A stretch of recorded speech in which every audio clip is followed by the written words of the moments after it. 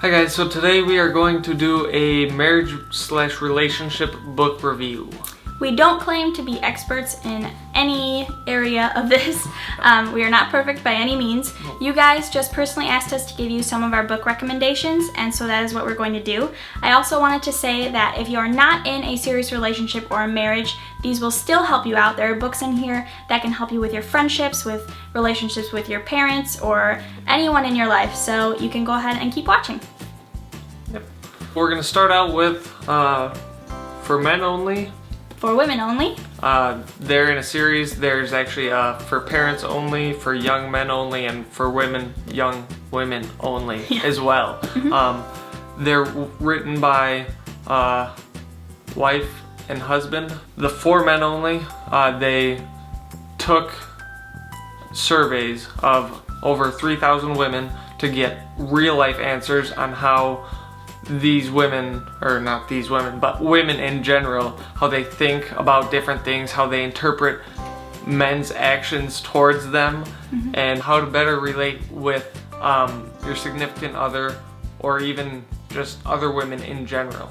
So basically the books kind of just make you realize that the opposite gender is not trying to make you angry or annoy you. They just think differently, and it doesn't necessarily make what they're doing right, but there are certain aspects of the reason that they do things that will make you understand that they're not trying to make you angry, they're not trying to hurt your feelings. And that's a big thing for women, is they always feel like their feelings are getting hurt or they don't love you.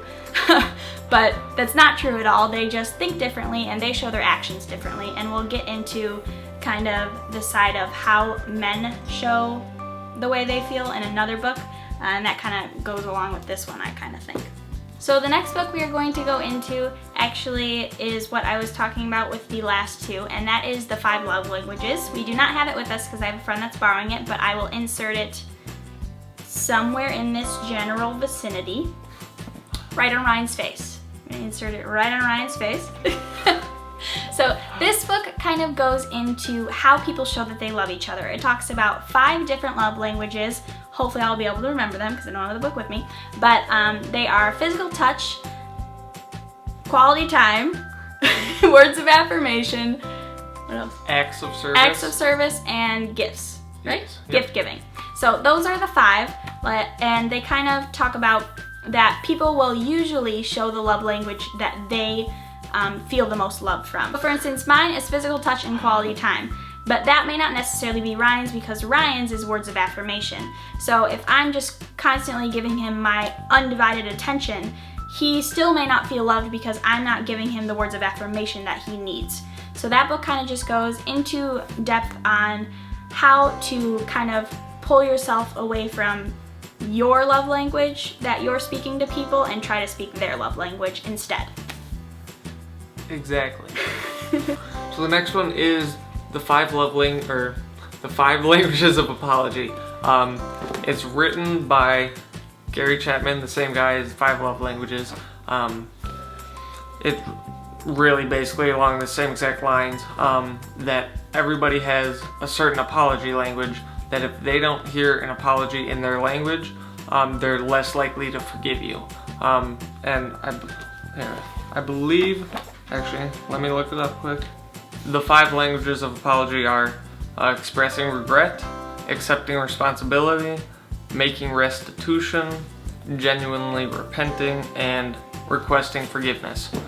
So everybody has one of those languages, or 2 or 5 as Ariana does. One of those languages that really gets to their heart. It's a good book. It really helps you understand what your spouse or significant other, or even really anybody in general, what gets to their heart when you're apologizing, because obviously you want them to forgive you, and if you're only speaking your apology language and not theirs, they may just genuinely think that you're just saying it to say it and you don't really believe it. Yeah. Or you don't. I don't think that makes sense.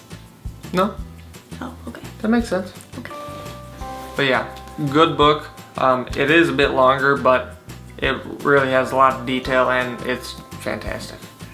And the next book is Becoming the Woman of His Dreams. This is obviously for the women only.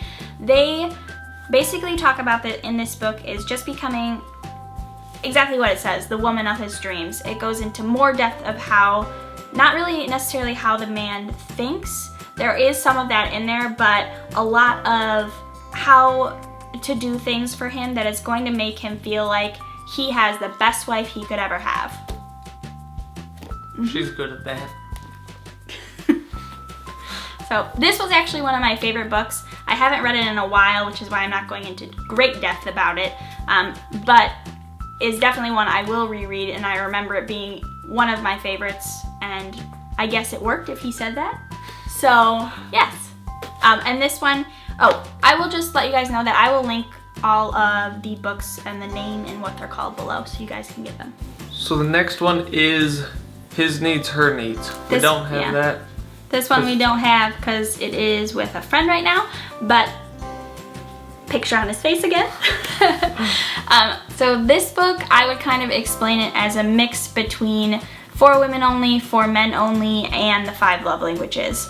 It talks about how each gender thinks, and each chapter talks about a specific area of your relationship, and then it goes into depth about how one gender thinks and how the other gender thinks, so that you know how to act specifically in that area so that they feel like you love them. Probably the simplest explanation. There you go. And there you have it. This is another book that I read, which is The Surprising Way to a Stronger Marriage. I found it boring only because it's a small book, so obviously the information is, like the other books we gave you kind of have a specific area that they kind of talk about, and so this is a small book, and so it's more general information, and I think that I read this one after all the other ones, and it was kind of just repeating everything the other one said, but in a more general manner, and so that's why I found it boring. But maybe if you want a small book to start with to kind of just round out more information, then this is a good one. They're by Michael and Amy Smalley, I believe, and they, I think if I remember correctly, are marriage counselors, or the husband is. I can't remember, but I believe they're marriage counselors. Another book that we haven't read yet, have heard a lot of good things about, and we actually own it, just haven't gotten to it yet, is Love and Respect. I can't even tell you how many times I've heard great reviews on the book, people telling us we should read it, which it's on the list. We'll get to it. I do want to kind of preface, when it comes to reading marriage books, that it is not something you can force on the other spouse. So you may be a spouse sitting here thinking, my husband should read that book, or my wife should read that book. And that is the wrong way to go about it, because someone isn't going to change unless they want to. So the biggest thing that you can do, if there is something that you realize, first you need to realize that you have to change just as much as your spouse does. So it's not just one person, there's 2 people in a relationship, and if there is something wrong in it, then it's probably coming from both sides, not just one. So the best way to kind of show them that the information you're reading is doing something and it's changing is to show it through your actions. So read the book yourselves, let them see the change in you, and they'll ask you. More than likely they will say, what have you been doing lately that you kind of changed your way of thinking, and then you can tell them, and they'll be much more likely to pick up that book than if you just walked up to them and said, I think you need to read this, because especially to a man that's saying, you're a horrible husband, so read this. It's just not a good idea. And if you hand it to a wife, that's just saying plain, I don't love you, and that's terrible. Yeah, not a good situation. Yeah, so read it yourself, let the information that you read change yourself, and then they'll come to you asking questions, and that's when you can let them know that this is what you read. At that point, still don't say, you should read it too. Just say, I read this, and leave it out on the table, and they might pick it up and read it themselves. Yep. Good advice right there, guys. All of these books are going to be available on our website down below. I'll put that in the description box. You guys can get the books there, and it's got a ton of other books that you may like or may not like. But these are the books that we've read. If you guys get the books, let us know what you think in the comments below. Yeah, let us know if you've read any of the books or what you thought of them, or if anything that we said may have helped you we would love to know that and know that we're actually helping people out. So thanks for watching, guys. If you have any questions about the website, you can go ahead and send us a message on Facebook.